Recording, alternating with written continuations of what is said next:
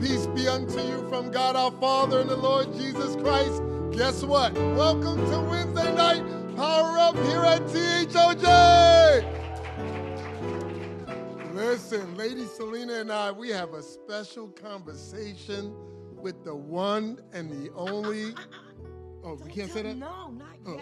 We can't even whisper No, No, because the finance is going to be whispered. Don't. Yeah, we're going to be quiet. Build them up, Let's build them up because there's a lot of people waiting to hear. I know. Don't do it yet. Don't do it. So before we get into tonight's conversation has the power to shift your financial future. Yep. Whether you've been thinking about investing a way to build lasting wealth, this conversation is for you. We're honored to have Alicia Holmes with us this evening, speaking on faith, finance, and your future. Why waiting to invest isn't an option. It's yes, not an option. Lady Sylena? You know what? And this is so great because all the Queens people in the house give me a thumbs up. Come on. Queens. Well, I got something for Queens, you. I got Queens. something for you. I have something I for you. thought you was going to stay on Queens a little bit. No? I am.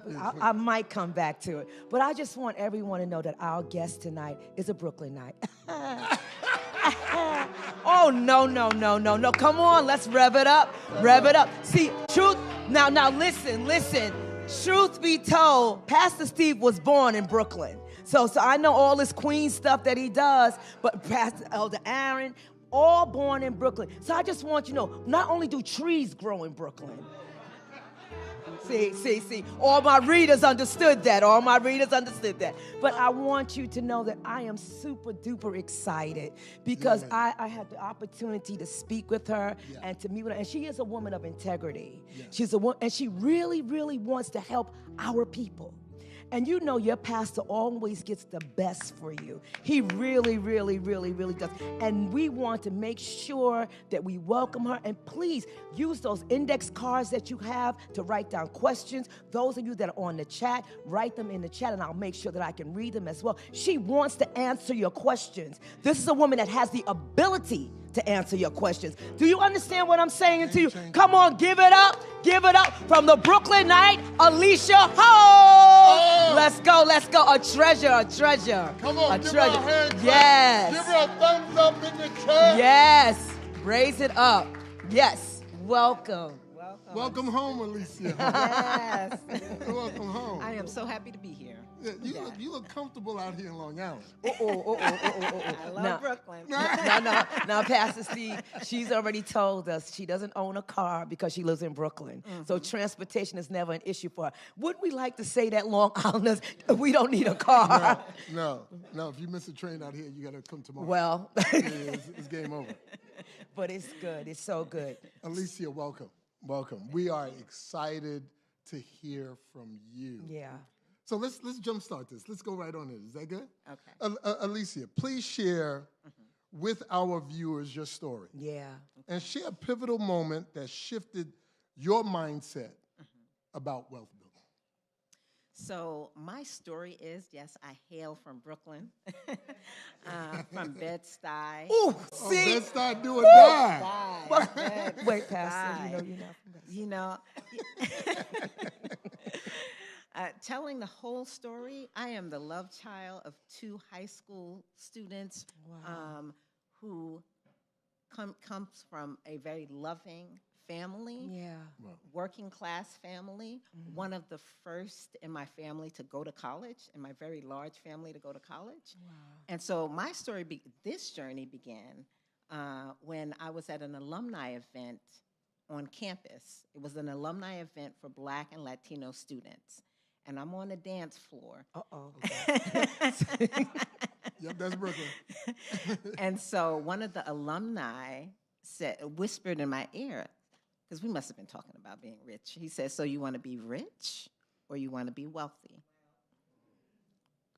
And so I said, what's the difference? Wow. And he said something to me. He said, if you're rich, you'll have money, but if you're wealthy, you'll have time. Wow. And I had no idea what he was talking about. But he was my wealth coach for the next, let's say, 8 to 9 months. I was curious. And so I learned 3 really, really important things. One was you accomplish what you measure and measure what matters. And so if you want to be in the wealth game and you owning your time, what does that look like? And so I learned about net worth. So net worth is when you take everything you own, you subtract what you owe, and that bottom line is your net worth. Mm-hmm. And that is the measure of wealth. So I always tell people, if you take nothing away from what I share, the very act of measuring and looking at your net worth is life-changing. Because we all know that our income can go up and up and up, but it does not mean we're building wealth. That's correct. We all know if you have businesses, I know business owners doing 7 and 8 figures a year, and when that business goes away, they don't have any wealth. Wow. So I was introduced to net worth, paying attention to that. And I literally started my first job investing, we'll talk about that, and tracking my net worth, being intentional about being in the wealth building game. And then the second thing I learned is that you have to be a really good steward of your money. Yeah. And be masterful at managing how it flows in and out of your life. Because it is only going to 2 places: to build your wealth or to build someone else's wealth. That's good. And so the third thing that I learned is that saving does not build wealth. How to invest and have your money work for you. And it was an incredible paradigm shift. It was about financial independence and freedom. It was about choice. It was about living the life of your dreams. Yes. And it was also, very importantly, about having an impact in the places that you want to have an impact in the world. Because we all know it takes capital. Yeah. How many things do we want to see happen and change that you can have happen or change without having some capital? So I was truly armed with this information. And one of the last things he said to me was, he said, Alicia, you have a lot of information, and you have choices to make. There are choices that can lead you to being either sick and broke, because I learned a lot about healthy eating also, or healthy and wealthy, and it's up to you. Now, I was somewhere around 19 years old. Wow. I hadn't had a real job yet, but that, you talk about pivotal moment, that stuck with me. So when I got my first job, I took that very seriously. And I had this roadmap. I'm summarizing what I learned, but I had a roadmap, and I hit the ground running, being a steward of my money, being an investor. He taught me a lot about investing in real estate. 2 years, I literally went to work for a nonprofit sector and made a third of what most of my friends made. And I built my wealth in those early years when I made very, very little money because I had the right information, I had the discipline, and I was making certain kinds of choices. So by the time I was in my early 30s, I had a 7-figure net worth because I was measuring it.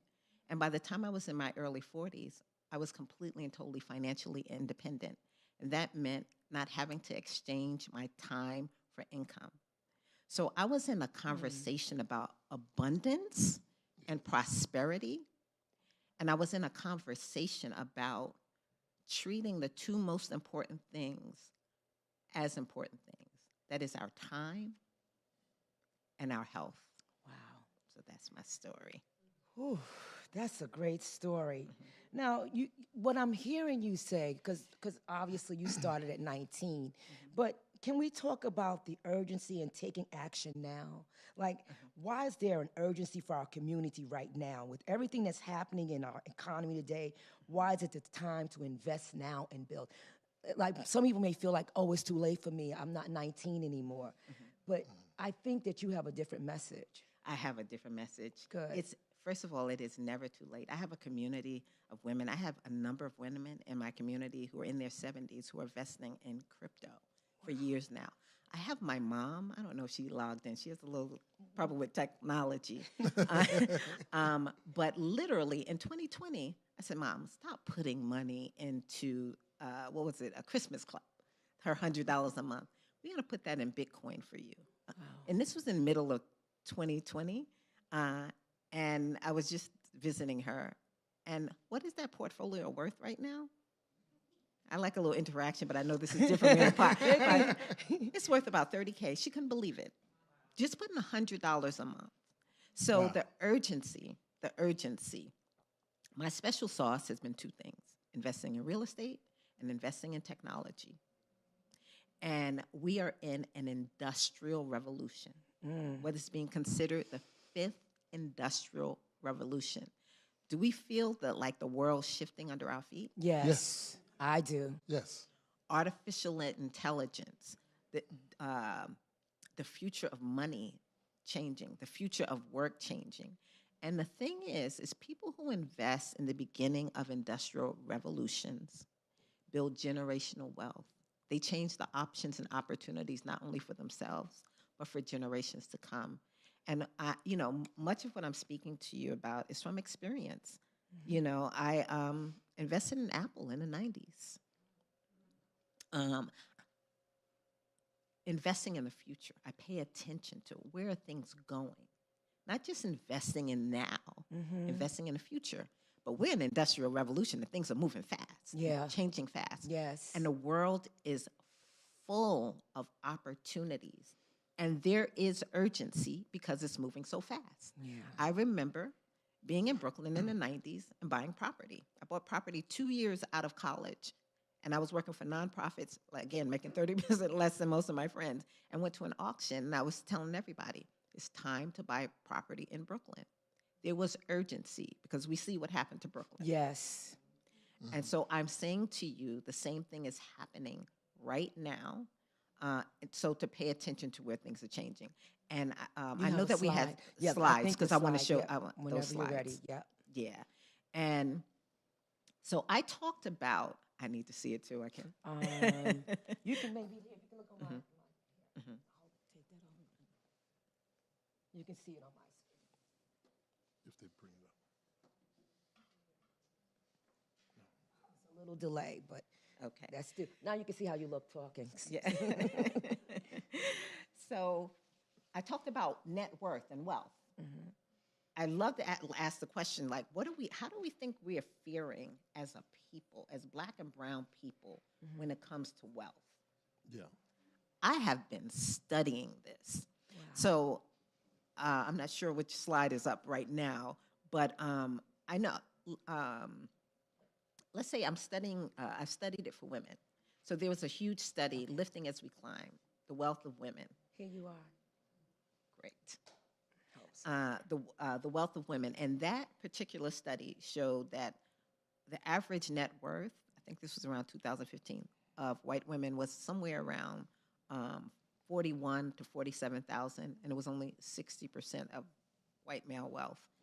But for Black women and Latino women, it was $100.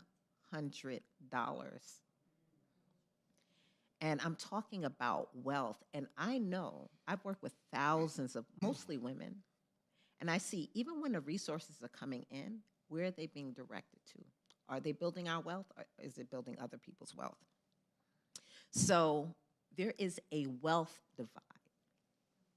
We still have income gaps, but we have moved forward tremendously when it comes to income and being business owners, but it's not translating into wealth. And so it's actually at a state of emergency for Black and Latino families. Wow. And it's continuously getting worse. Every study shows that it's getting worse. So I refer often to the study from the Federal Reserve of Boston. This was from 2015, and I'm going to show you what's happening right now. And they did this study, comprehensive, and they looked at even different ethnic groups. And for white families, the median net worth was somewhere around $250K. For Latino families, it was somewhere around, what is that? Can you see it? Yeah, these eyes of mine. what was it, 11,000 for, I think it was for Puerto Rican. For Dominicans, it was somewhere around 2,000. And for Black families, I want you to hear this, it was $8. They thought it was a typo. So I'm talking about what assets you have, what liabilities you have, and your bottom line. Wow. And we can go to the next one. You know what? I'm going to pull it up on my phone if you don't mind. Please.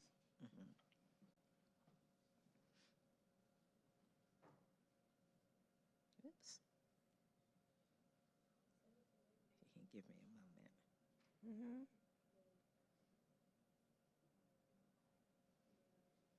If Pastor Antonia was here, he said she have an iPhone. Okay.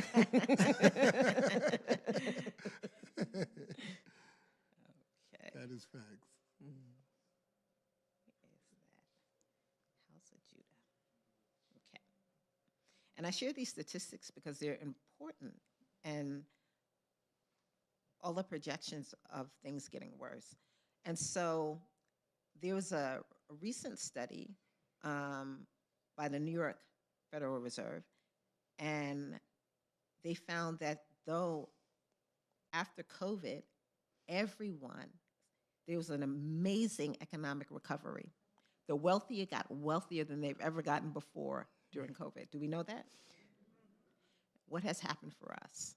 So the inflation adjusted, this is a quote, wealth of white households in the U.S. grew faster than that of Black and Hispanic households from the start of 2019 through the third quarter of 2024. Black households in particular are now worse off than they were before the pandemic. I can go back to statistics from the time of the major market crash of 2008-9, when we lost a huge percentage of our wealth and property, and we never recovered, and most white families recovered in 2 years, and we still haven't recovered in some ways. And so I'm talking about this. The work that I do is called the wealth gap, is to disrupt that. Yes. This does not have to be a foregone conclusion. And all of the predictions that things are going to get worse and worse for us. And I just want to briefly talk about, I talked about being in this fifth industrial revolution, the future of work. Are we thinking about, like we're in it? The future's now. Yes. Yes. So approximately 6.7 million Black workers, it's a great study, 42% of the Black labor force are currently hold jobs that could be subject to disruption by 2030. 76% of Blacks and 62% of Hispanics, this is not my language, could get shut out of or be underprepared for 86% of jobs in the U.S. by 2045. In one generation, how are we setting our children up and our grandchildren up? Yeah. Alone, digitization could render the country's minorities into an unemployment abyss. These are all the projections for us. And then AI is expected to replace 85 million jobs worldwide by 2025. So the world is changing, and what do we need to know and understand so that we're being proactive, Yeah. not at the 11th hour, because the alternative, so the future projection is that during the next decade, we will experience more upheaval and create more wealth than we have in the past 100 years in the world.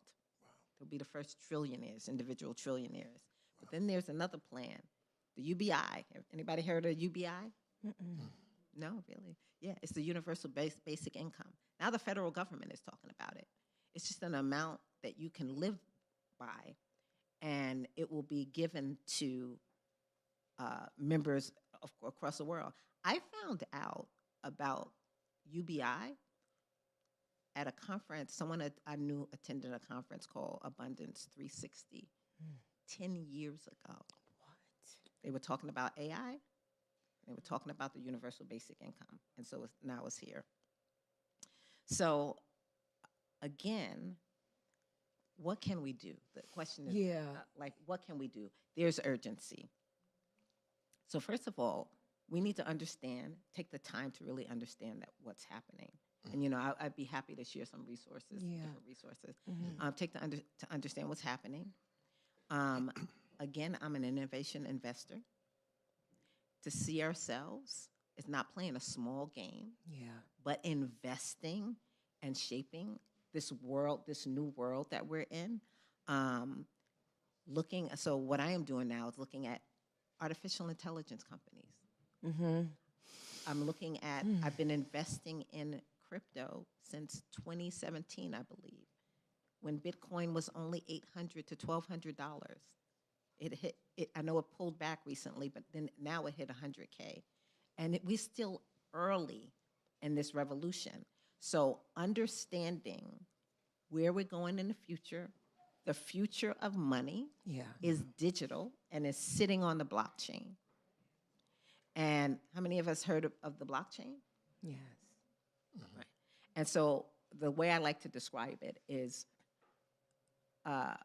what the internet did for us in terms of having access to information, the blockchain is doing for us in terms of how we will transact in the future. Wow. And currency is just the mode of transacting. And so the number one bank in the world, which is JP Morgan Chase, and the number one asset manager in the world, which is BlackRock, are both building on the blockchain right now. Wow. One has a system called Onyx, and I forgot the other one, Biddle, and they're talking about the whole future of finance being tokenized. Wow. And so what we want to be doing is having the right knowledge to make the right financial choices, because this world right now is full of unprecedented opportunities. Do you see this? Yeah. And if we're doing one of two things, we're taking advantage of these unprecedented opportunities, or we will find ourselves in challenges. Because the things that we did before and we just got by, and we spent all our money and all of those things, that is not going to fly in the same way. Yeah. So I have another question. So I can hear the and the levels of concern. Many people think that investing is only for the wealthy. How do you break that down? How do you break that myth down for beginners? Because that's exactly what it is. I know it is, because you told me about your experience, and you were a beginner at one time. Oh my God, yes. Yeah. And she told us about Mom. Mom gave Yes. $100. Right. No, I set her up. Like, we're going to set you up. You're going to do this. And So, so many things I could say here. First of all, how many of you have 401ks and retirement accounts? Then you do know that you are an investor. Yes. The thing is there is specialized knowledge, ways you invest to win. And so my coach at 19 years old, full disclosure, I went to one of the top business schools in the country, and I learned a lot. But no one taught you about personal finance. Everybody learned that at home. Yes. Can I just say that? Yes. So the things my financial coach told me about, like your return on investment and your 401k and index funds and all of those things, I knew portfolio analysis from business school, but applying it to my life, and I could tell you, because we had a strong Black Student Business Association, and everybody went off to get these high-paying corporate jobs. I went into the nonprofit sector, as I mentioned, and everyone was just living large and spending money, and nobody knew, because our parents hadn't taught us, and their parents hadn't taught them. But I often say, we need to give ourselves grace about this. That's right. Our parents and they did the best that they could with the information they had. That's right. That's facts. And so now, but we do have an obligation to learn the things that we need to know. So in terms of being an investor, we are investors. So I do master classes, I do boot camps, I can talk about that. And one of the things, and when I worked at the university, I used to help everybody. Like we had I think at some point I had like 130 people, direct and indirect reports, and I would help everyone with their 401k. This is the return on investment. And very often, not having the right information, we just go into safe stuff, and we're not understanding how it all works. And we're leaving hundreds of thousands of dollars on the table. And now I've worked with thousands of women, showing them just baseline, understand return, understand where you could be investing. And I think that's one of the next questions. Understand what an index fund is.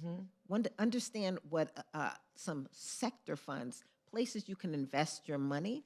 And the biggest risk is not taking any risk at all. So I show you the numbers. Like this is what it looks like if you had just invested in the S&P 500 versus not. And in the S&P 500, that's the market.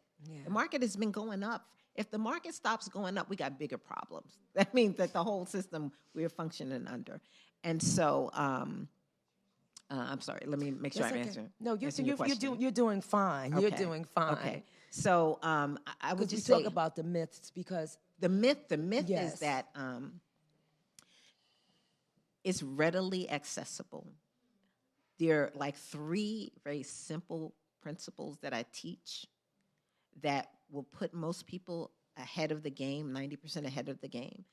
Knowing the return on investment, knowing your fees, and knowing how to compare it to a benchmark. Do an investing masterclass on that. And those 3 things alone, I have people take their portfolios, do an analysis, and like, oh my God. Very often we're in low-performing assets, paying too many fees, and they're not even doing as well as the market, but you shouldn't be investing in anything that's not doing as well as the market. That's how simple it is. I mean, that is how simple it is, knowing those 3 things. I've had a woman, I have a great testimonial. She was in her 70s, took my investing masterclass.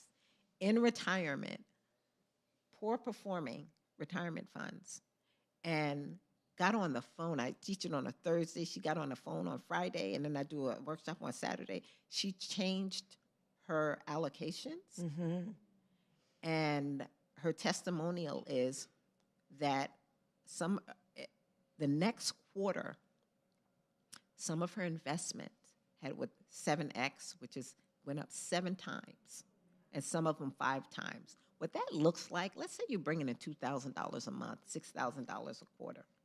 It went up 7 times. Wow. I see. Because she had the right information. And so the right information is accessible to you. So I want to talk about this because a lot of times we think that we have to pay off our debt in order to, invest, become wealthy. What is your take on that? How is there a method that we should be doing or we shouldn't be doing? What is your decision? So I teach how to be a steward of our money. How to be masterful at managing how resources flow in and out of our lives, and to be real accountable for that. And so you want to pay off your debt, and I have great strategies for that. Something called the snowballing method. If anybody heard of it? Yes, I have helped a ton of people get out of debt. The thing is, you can't go back in debt. You have to have a bigger vision. You have to see yourself as an investor, and you have to see yourself as building wealth. If you're not in that game, then it's a whole different world. I've helped people prior to me having a business where I teach women and mostly couples. I used to help people get out of debt and help them do the snowballing, but they didn't understand the whole financial picture, the whole wealth roadmap.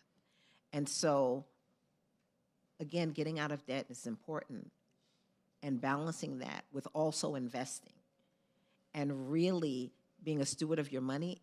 I mentioned I have a boot camp. One of the things I have people do is, while they're for 4 weeks, do a spending fast. Oh. Say that again. Say that again. Say that again. Now I know why you minister to the women. Oh, Pastor Steve.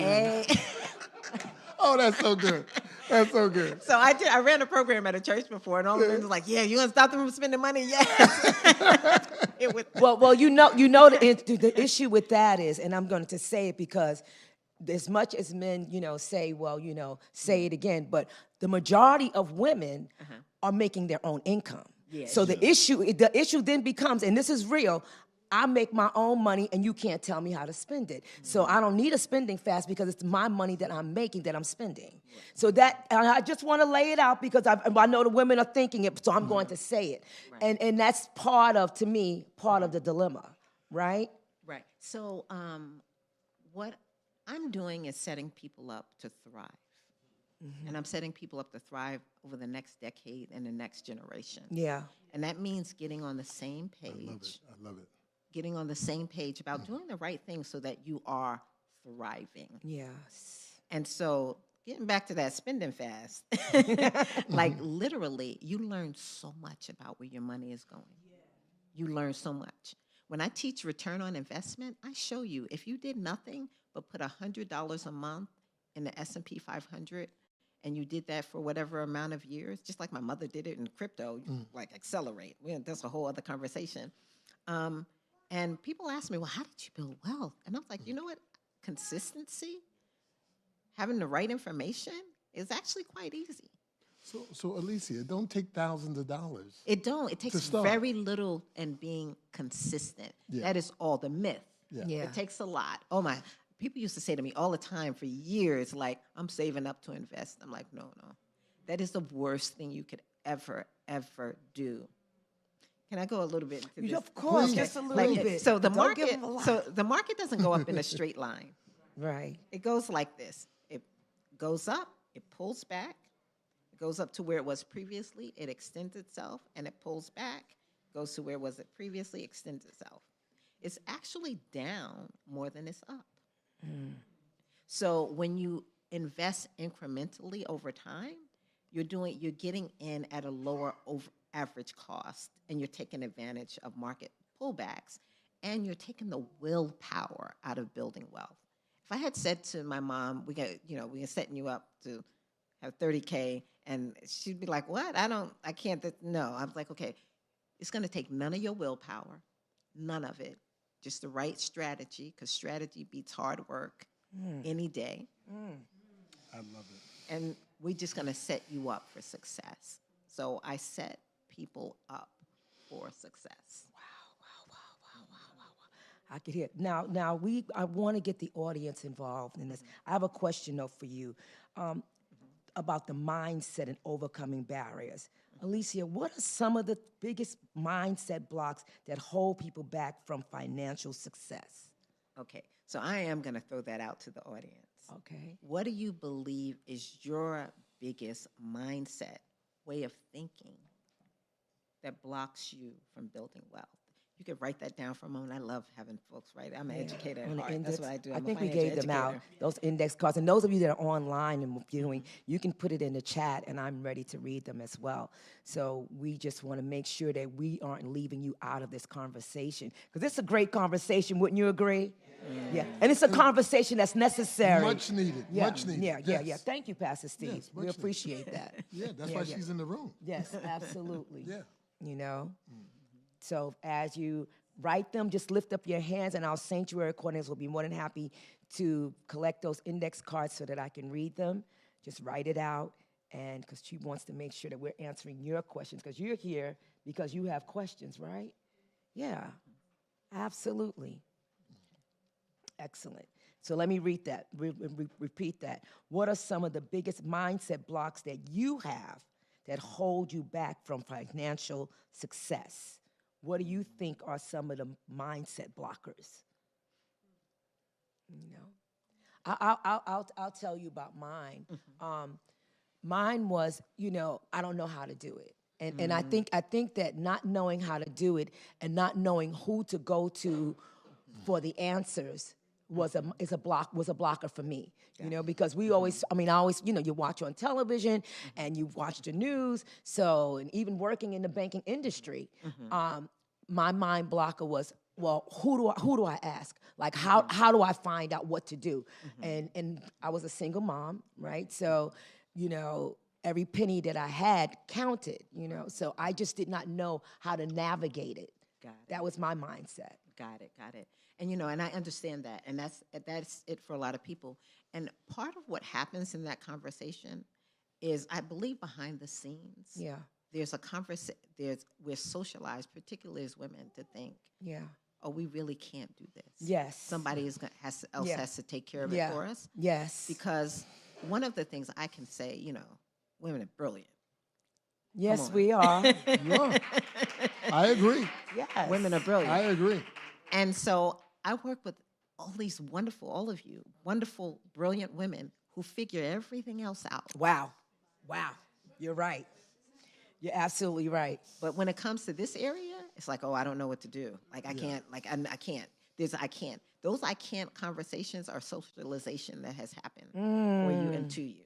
Because you figure, the stuff that we figure out, that we have to figure out. So it's more of that socialization gets inside of us. I don't want to give my answer before I want to hear it. Okay. But she just said something about women.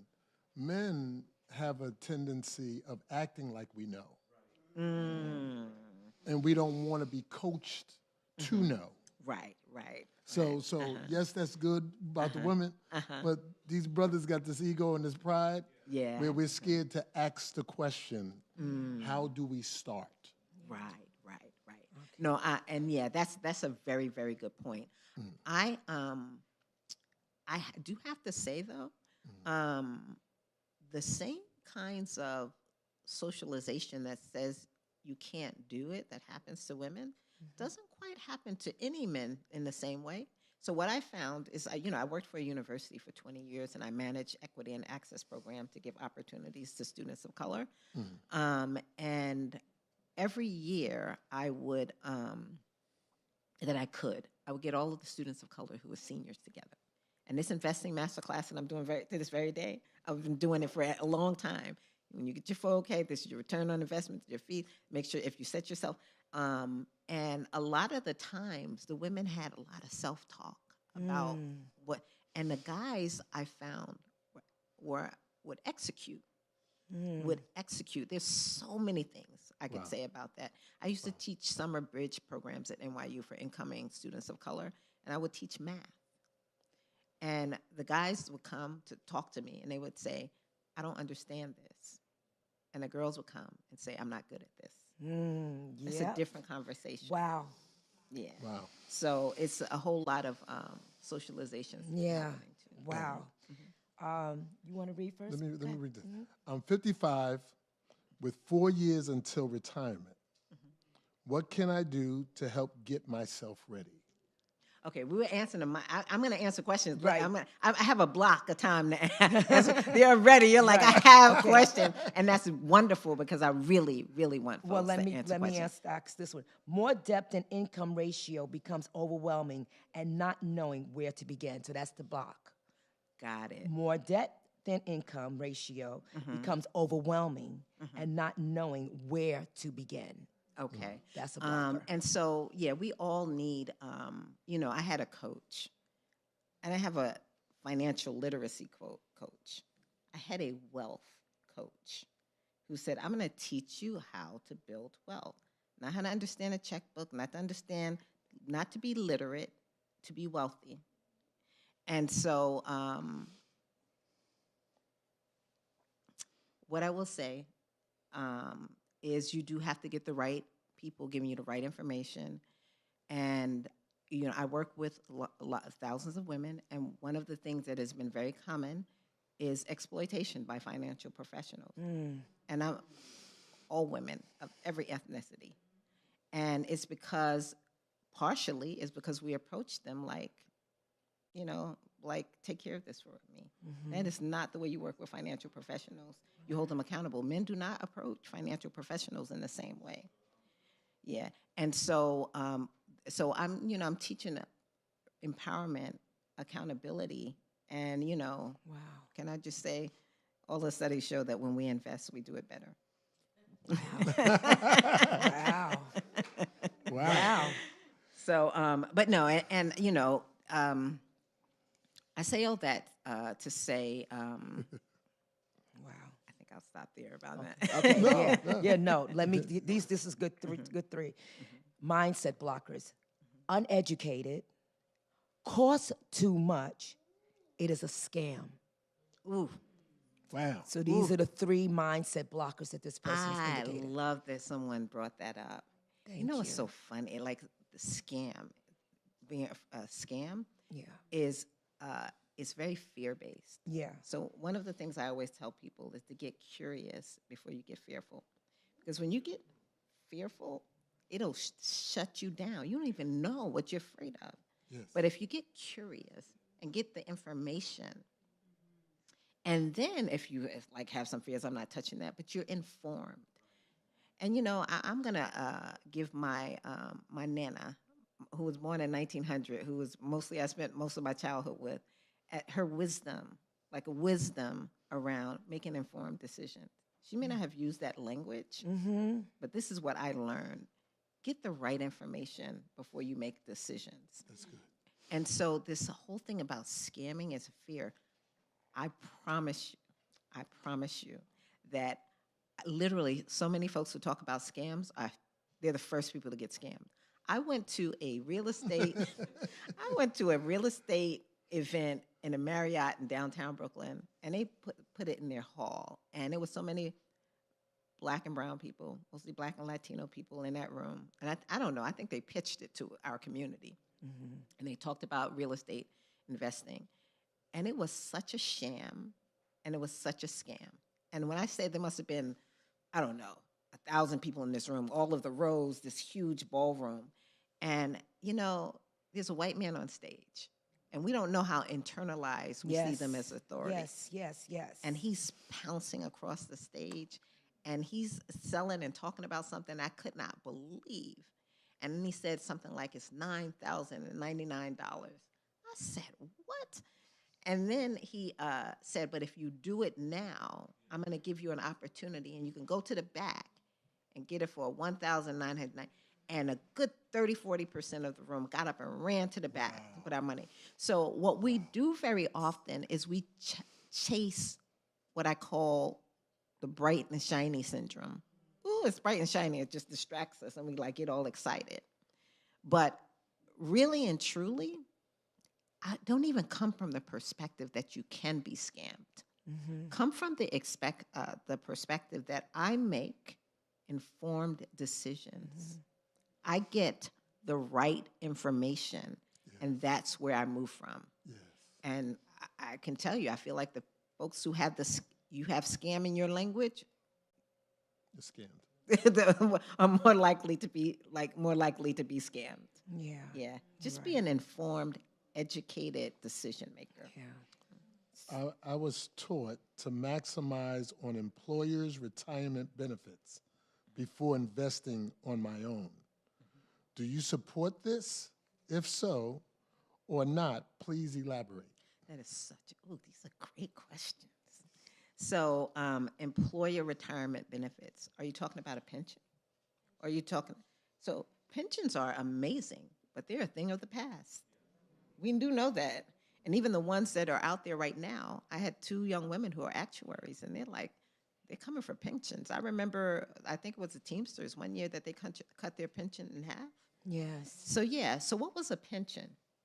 A pension was, they would give these funds to a portfolio managers, and they would invest it for you. And they were very skilled specialists at doing this.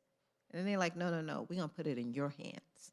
And now you're, in your 401k, responsible for doing what that well-trained portfolio manager did. Used to do. And there are some time-tested ways to win at this in your retirement accounts by investing in a market, So if you have a pension, beautiful. Run with it. Be careful because they may not be around, just like Social Security. Yeah. But what you really have to focus on is what's real and what's now. And very often we have to invest for ourselves, for our retirement in these 401k. So you have to be an informed investor and know what you should be investing in. Did I answer that question? I think so. Okay. Well, hopefully the person in the audience thinks so also. And I'm hearing this again. I'm going to read it. It says, being over-reliant on my employer to do the work, and I don't have enough knowledge.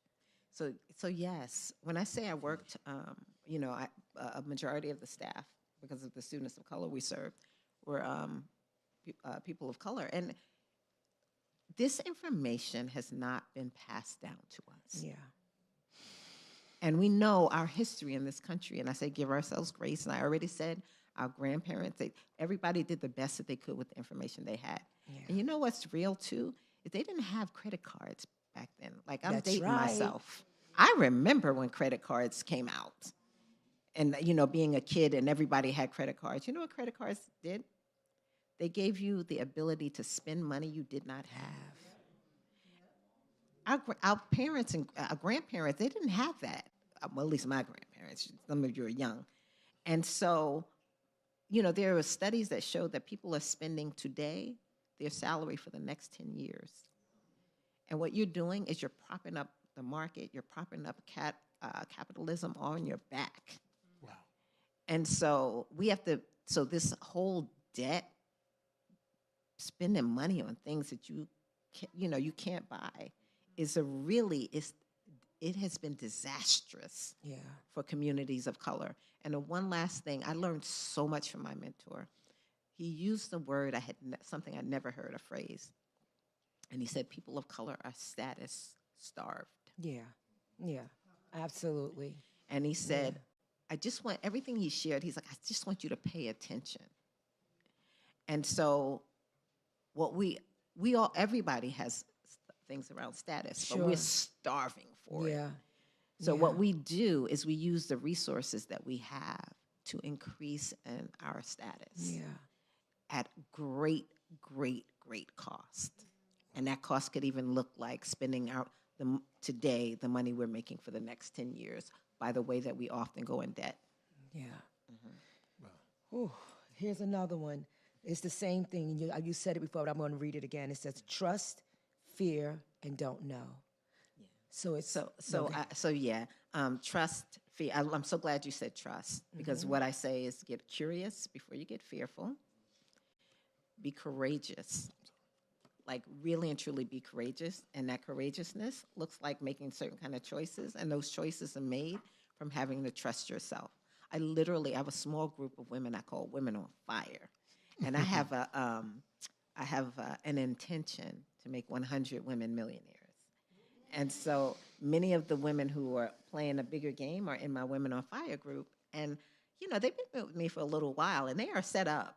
And even they say these things. I was teaching them how to do something powerful, but it was a little more tricky. And I heard them saying so many things. They had to do this more, that more, and I'm going to read about. And I was like, what you need to do is practice, and what you need to do is execute. And then nobody was practicing or executing. So I had to have a meeting on Monday around trusting yourself. Yeah. And then share where I don't trust myself, but because we're always learning and growing, but trusting yourself is huge as much as, being curious. And we have a few online. I'm going to read them. Sure. Mr. A says, concerned about making insufficient investments.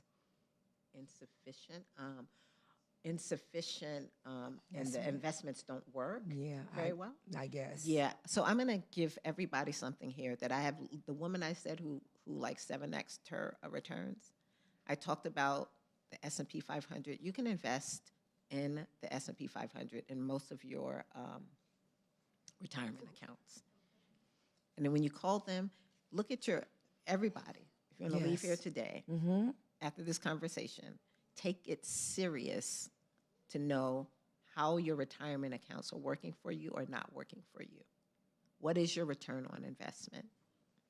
Is it on par with the market? And so let's say the S&P 500, there's, I'll just share it, you can look it up. You can do my work with me, but there's something called ETFs, exchange traded funds. We know what those are? Yeah, so there's an exchange traded fund that tracks the S&P 500, and it's called SPY.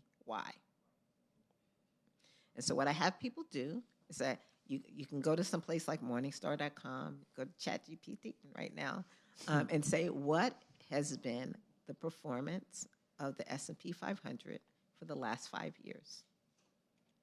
And then look at what your investments are and what has been the performance of whatever asset that you have in your retirement account. And if it's underperforming the S&P 500, you're doing something wrong. Because you can just buy the S&P 500. So why would you buy something that's not doing well? So the person said they're insufficient investments. Yeah, I'm concerned about making insufficient investments. Yeah. So if they're not talking about a dollar amount, if they're talking about the actual investment, low-hanging fruit, I love low-hanging fruit that you just, pluck, is investing in the market. There's the S&P 500. Then there's something I love to invest in, which is the top one. The S&P 500 is the top 500 companies in a certain portion in this index. And then there's the QQQ, which is the top 109 non-financial companies on the NASDAQ. And that's where all the Microsofts and the Googles and the NVIDIA and all these top companies are there. And just investing, if you show people on a chart, just investing in the Qs over the years, how that would affect your portfolio. And so for your retirement account, if they don't have the Qs, they have something very similar, the NASDAQ 100 top funds. These are really accessible things to do. And I can show you numerically that not doing these things and not taking advantage of compound interest over time by being in low return on investment costs you hundreds of thousands of dollars in your very retirement accounts. Wow. Excellent. So this is Pat Evans. Thinking I have to earn more, but need to manage where I am. Being a good steward of my finance at my current income level. And also Helene Little's, Helene, actually, what's her last name? Williams. How do you know if you are investing in the right plan for your 401k?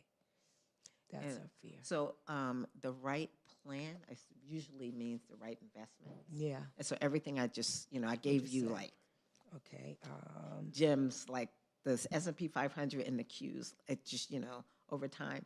But she said something before that. There was something. I thinking I have to earn more. The more. manage, the earning money and managing. This is what I love about having people do a spending fast. Like in all of the years, and I literally have been helping people since my 20s. In all of the years I have been helping people, it's so hard to know what you're actually doing with your money. And so there's something called, again, I'm giving you all the gems. It's called time-tested ways to manage your money. It's called zero-based budgeting. You know what that is? Yes. Every penny that comes into your life, have an intention for where it's going. And I have a form and have an intention. And what happens is when people do this, is you haven't set intentions to pay yourself and have your money working for you. You haven't. Like you literally haven't set an intention around it. And if you're not intentional about it, it will not happen. And so it's a way, ultimately, to get intentional about having your dollars work for you. And no, we're just listening. He's going, like, good. That's you said something. That means we ain't going to pray and it's going to happen. No, you have to take action on it. And you actually have to sit down and do this. Now, I teach this. I have a process for it. I have a little online course around this. And if you're serious about this, someone said this young man, he had just gotten out of, actually it's a Coast Guard, and he got a great job. And he's like, I don't know what to do. Talk to Alicia. And I give them a little, 5-day budget program. Do 5 things, 5 days, and come up with a zero-based budget. He's like, I do it in 3. He got back to me by Monday. I gave it to him on Friday, got back to me Monday. He's like, oh, my God.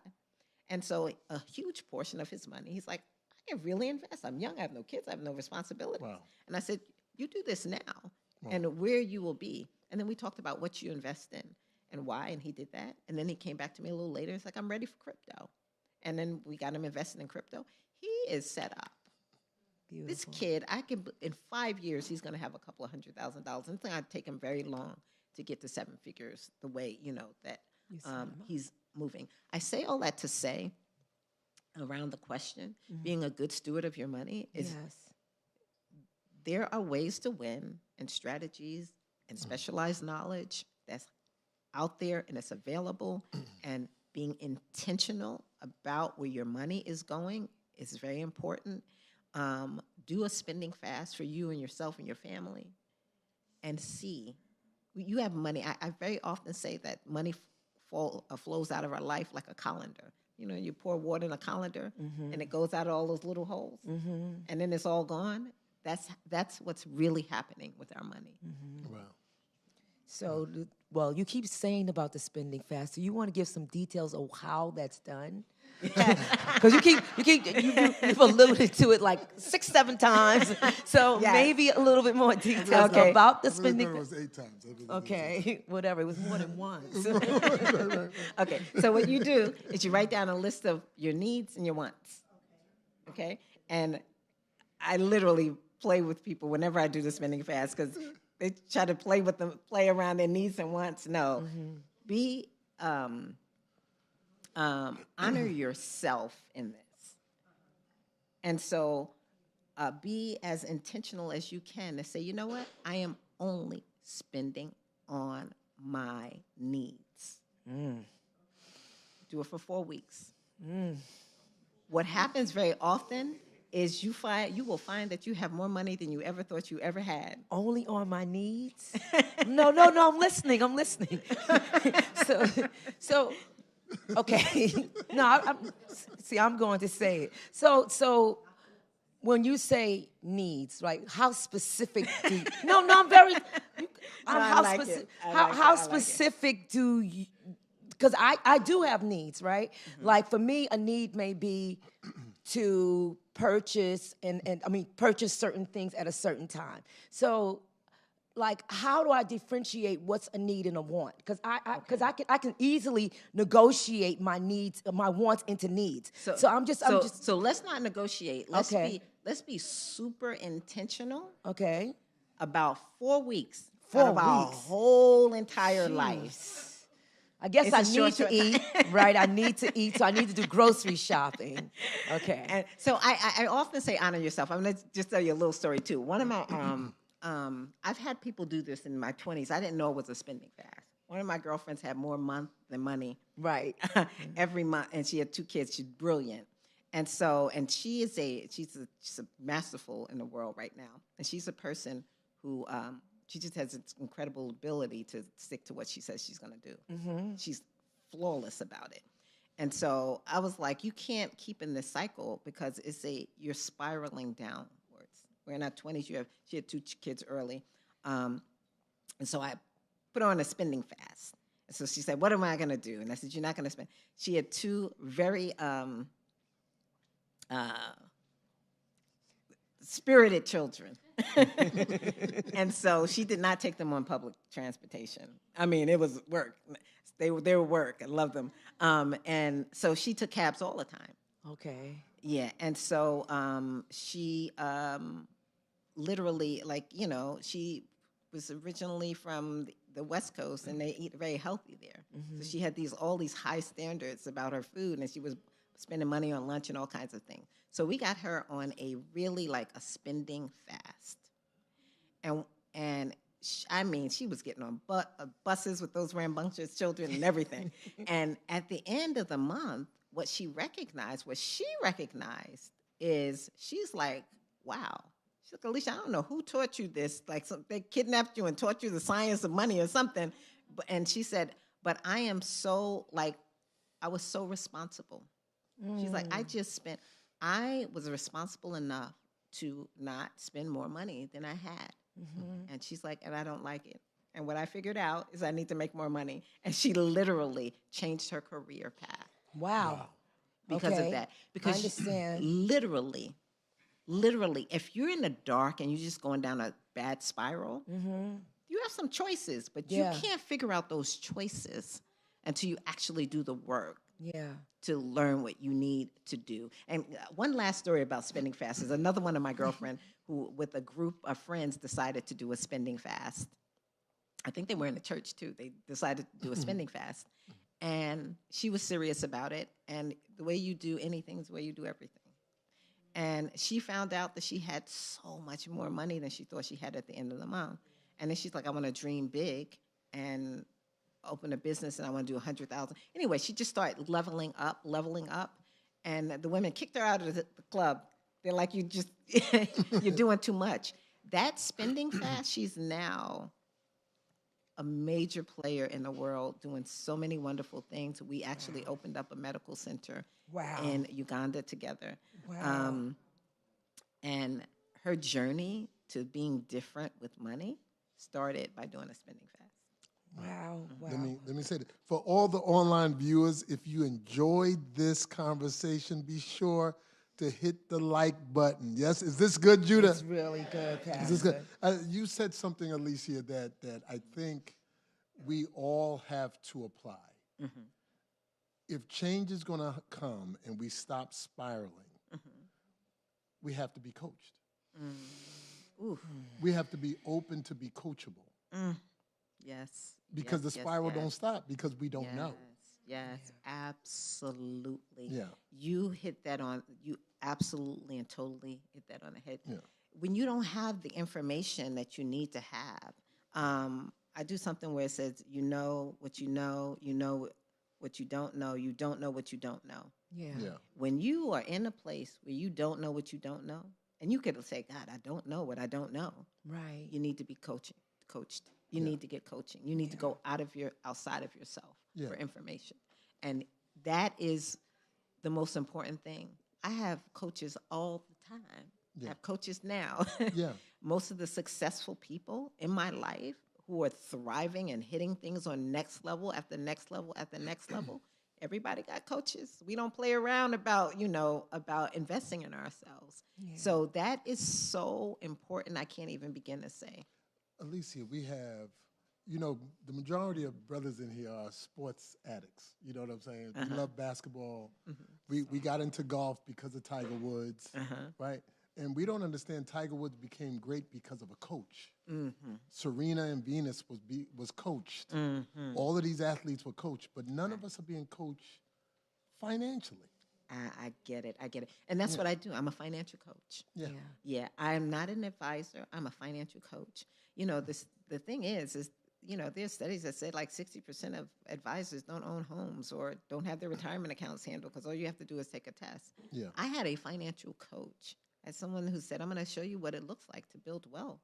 And so if you want to build wealth, you want to talk to somebody who built wealth.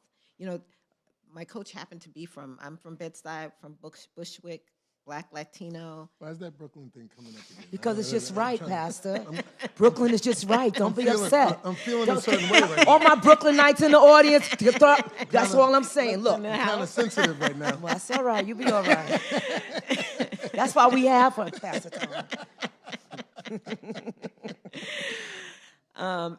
So he literally was like, his undergraduate work, he was law school alumni. His undergraduate, he went to an Ivy League school, and his roommates were descendants of, I think it was the Rothschilds. It was one of ours.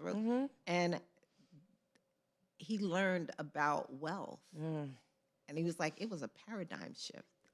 And he built wealth early. He was maybe in his late 20s at the time, and he had a ton of property, and he showed me how to leverage. And I didn't know how I could be wealthy, and I thought it would take a long time. But let me tell you something. Real estate is the gift that keeps on giving.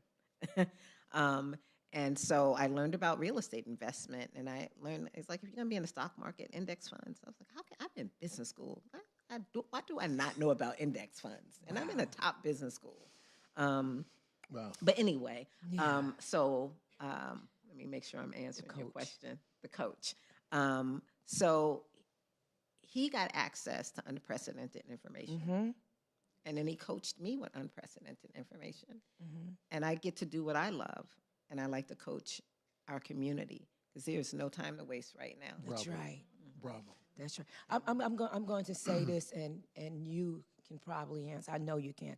So what would you say to couples, right? Because a lot of times maybe, there's a disagreement, and maybe the male will come out to hear the information and his wife won't, or vice versa. So how do we negotiate that conversation with our spouses or our significant others so that they too understand the importance of coaching?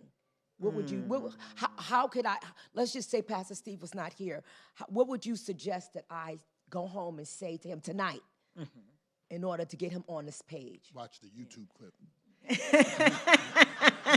Well, he want to hear my voice first. You want to hear my voice first before you hear Alicia's voice. Relax. Yeah. So Then I want the strategy. Right, I want the strategy. right. Yeah. So you know, so I'm a roundabout. Like for the last boot camp, I officially said to women in the boot camp, bring your husbands into this boot camp. Because in all of the time I had been doing the boot camp, I would get so many texts from women saying the very same thing. I wish I could get my husband on the same page. And so I used to have like these one-on-ones or bring 2 or 3 of them together and have these conversations. You know, appealing to what we all want to see happen in our lives. Yes. And that is, like I said, I want to set people up to thrive. If your partner could be in a conversation with you that, okay, we want to thrive. Yeah. And, you know, I have, like, not had one couple that I have worked with not get on the same page and work together around thriving. Wow. Like, I haven't had one. That's good. Some people accelerated. Some people, like, struggled for a few years. Right. Yeah.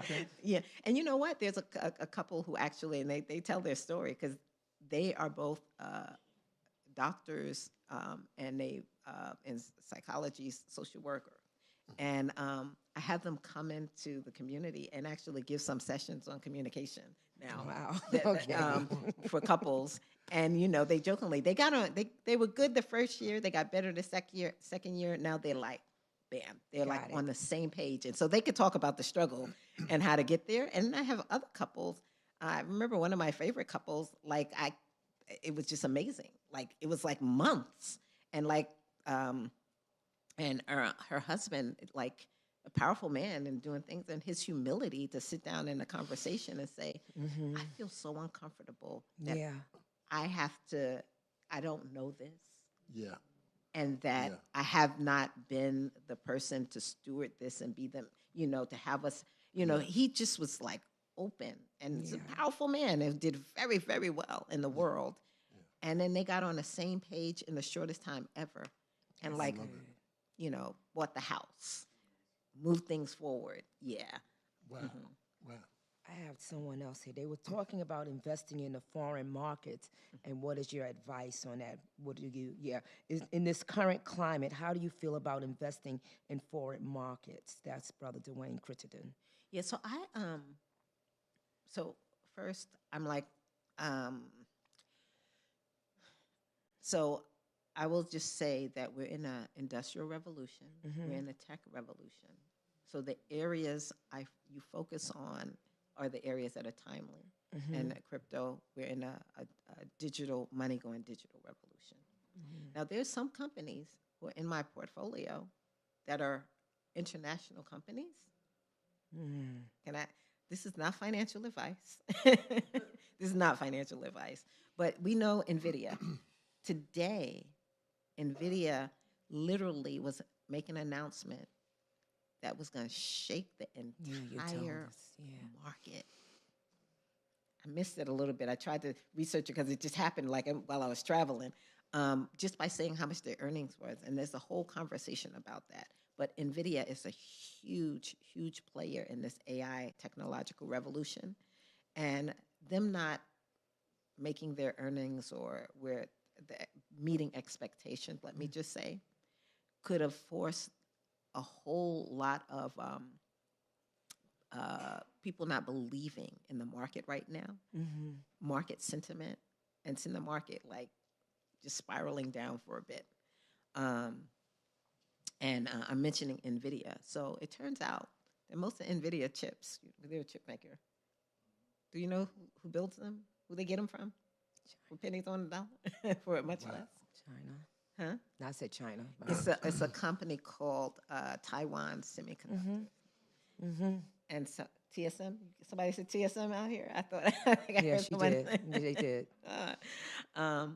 So I invest not because it's an international company, because it is poised to do well. To do well in what's happening right now in the market. I have another question from Pat Evans. What about building wealth by purchasing universal life versus whole life financial tool? So universal life / whole life financial tool. Right.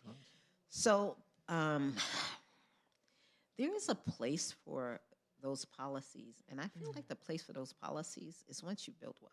When I ran the numbers over and over, I had 2 young actuaries who that's their job to do these numbers, and every time I compared the numbers from a numerical perspective, if you took those same dollars, because we know like the first couple of years it's all going to fees. Literally, it's not growing for you. It's going mostly to fees. And then the most respected ones that I could find, how they were growing over time, because they say, oh, we invest. We have, they have all kinds of hybrids right now. And I just ran it next to, okay, I'm going to take the same policy and I'm going to run next to it. If you're invested in the S&P 500, if you're invested in a growth fund, and if you're invested in the NASDAQ, and investing in all of those things has always, in my numerical analysis, way outperformed investing in one of those policies. But there is a caveat, because they do grow in a way that when you take money out of them, mostly as loans, you could do it tax-free. And there's, it's an incredible benefit to take tax-free. So again, there's nothing in a vacuum, but maybe some percentage in policies. I personally have followed the strategy of investing in term, and life insurance is term, and invest the rest. And that has worked very well for me. This is not financial advice. Right. She just keeps saying that. But I don't know, run the numbers. As I'm getting older, I have to say I'm far more interested in, and as I have built wealth, I'm far more interested in those policies now. I see. Yeah, and I have the resources to invest in them and make wise choices around them now. But if I had done it years ago, it would have literally limited my ability to. Yeah. Got it. This is from Pat Evans. Knowledge is power. Then implying the information changes my finance issue with my insurance. For example, open Roth IRA after learning that I needed it for this financial product. What's your feedback on Roth? Roth IRAs are like one of the few tax shelters, the gift. If you qualify for them, how many places can you invest and get tax-free returns? So it's, 2 things happen. When you invest in, whether it's a Roth or a traditional account, there's no tax consequences for any investment decisions that you're making in those accounts. You can buy, you can sell, you can move things around, and all of those kinds of things. If you did that in a taxable account, each thing you did would have a taxable ramification, right?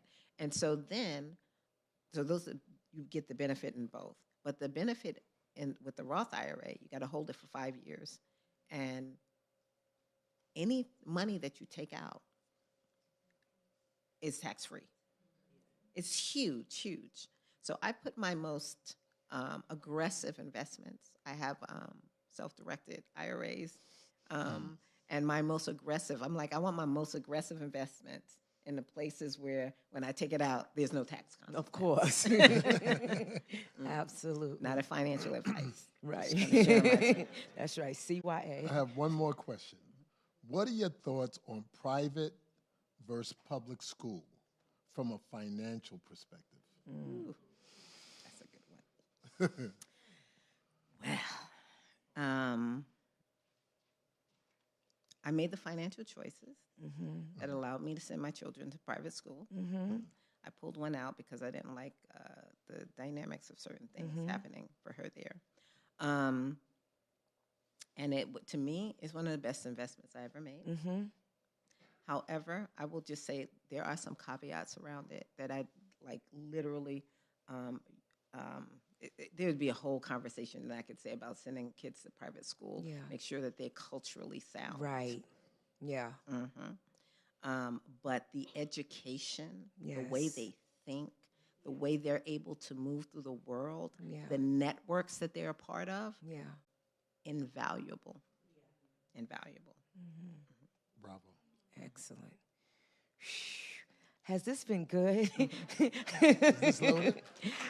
She's called the Wealth Whisperer. Do you notice her voice doesn't go above 4? I love it. I'm going to learn that. But the message is low, but it's impactful. Powerful. It's Absolutely. impactful. Absolutely. Alicia Holmes, bravo. Thank you.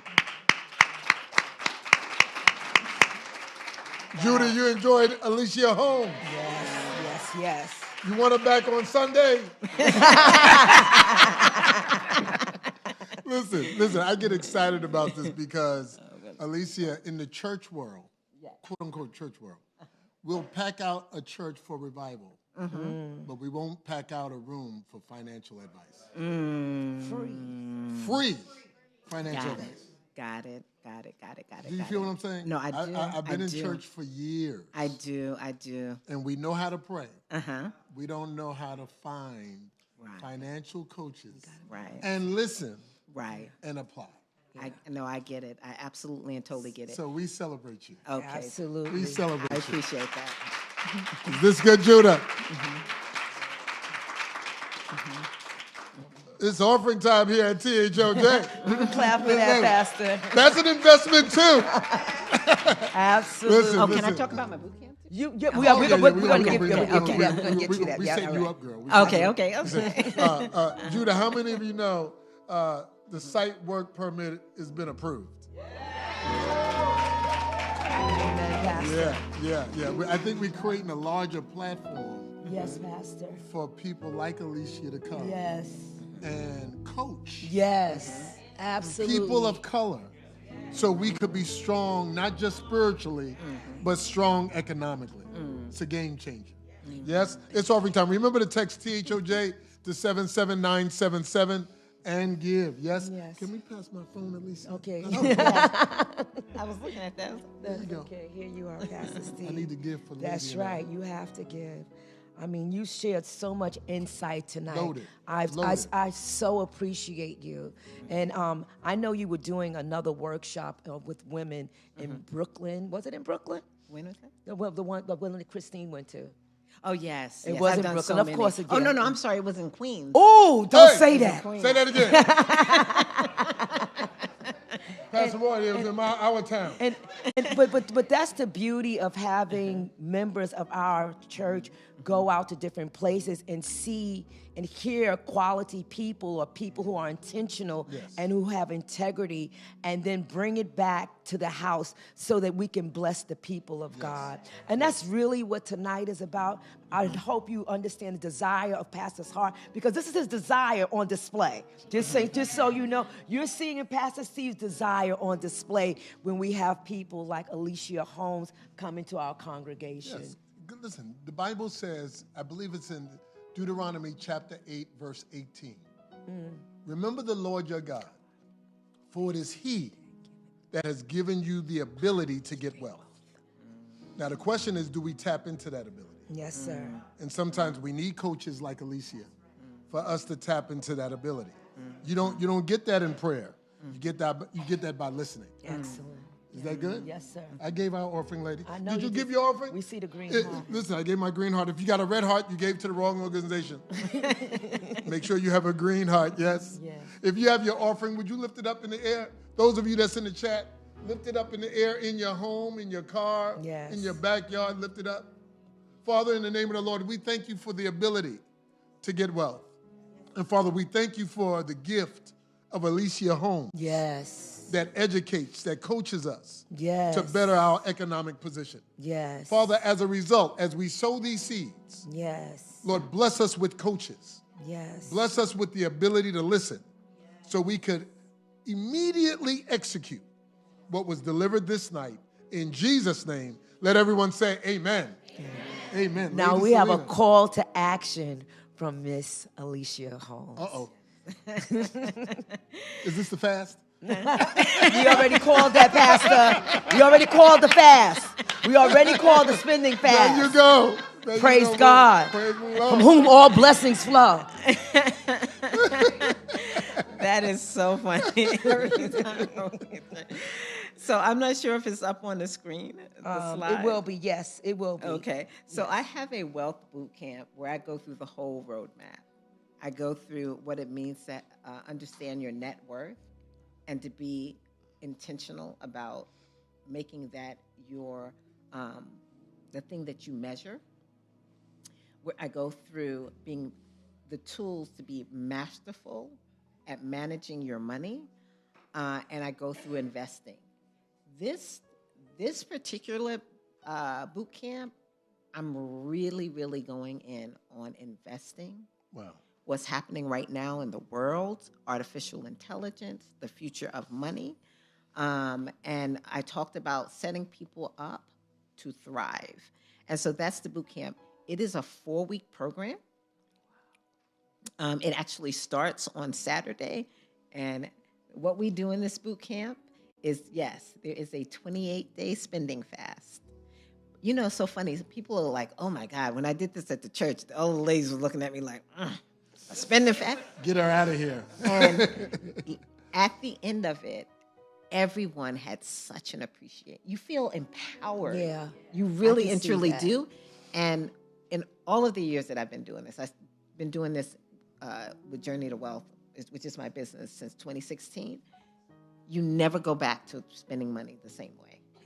And if you do, you hear my voice. People tell me, I hear you on my shoulder. That's good. So then we do something, we journal, Heal Your Relationship with Money. It's like a small book the woman Cara Stephen wrote. It is excellent. And every day, it doesn't take you more than 5 minutes. You prompts that you're journaling to really uncover some of the things that you need to heal about your relationship with your money and what you've learned about it. Wow. And I have 28 days of short lessons that you follow, bite size, and you do things every day for 28 days in this boot camp. That's where the work is. I coach once a week, but I'm giving you information. The way women leave the boot camp with a new paradigm. The way I left my coach with a new paradigm, a new way of thinking and being, almost a new identity of how you're moving through the world. And that is by doing the work. Excellent. And then accountability through community. I have a wonderful, amazing community of women who we invest together. And many of them come back to support, and we have accountability leads, and you have a group that you can support. When things come up, I have I have coaches and wellness people who come in and do things, and it varies based upon, but I definitely have the doctors who are talking with the couples about money and communication. And then I have working sessions. People from my community come and help you and hold your hands with some of the things you need to do. And then a special support for couples. So I do this usually twice a year. I do it in February and October. The world will look different in October. The investment options will look different in October. When the last October that I did this boot camp, I talked about different investments. Many of those investments are up so far that people can't believe how well they're doing after the last boot camp. So I am laying out the roadmap. We talked about coaching and having the right information. It literally is life-changing and paradigm shifting, but it is a commitment 4 weeks out of your life to doing the work, and you will see incredible changes and differences. Wow, that's excellent. Yeah. So I have a Black History special month special, BHM Legacy 25 for 25% off of the boot camp. And I also have, I'm a businesswoman. I have a fast action bonus that is only here until midnight. I do not offer this to anyone except alumni members. And there's a group that I have been working with called the Wake Up Community. I highly recommend doing incredible work. I only offer it to alumni in the Wake Up community, and I'm making it available to you.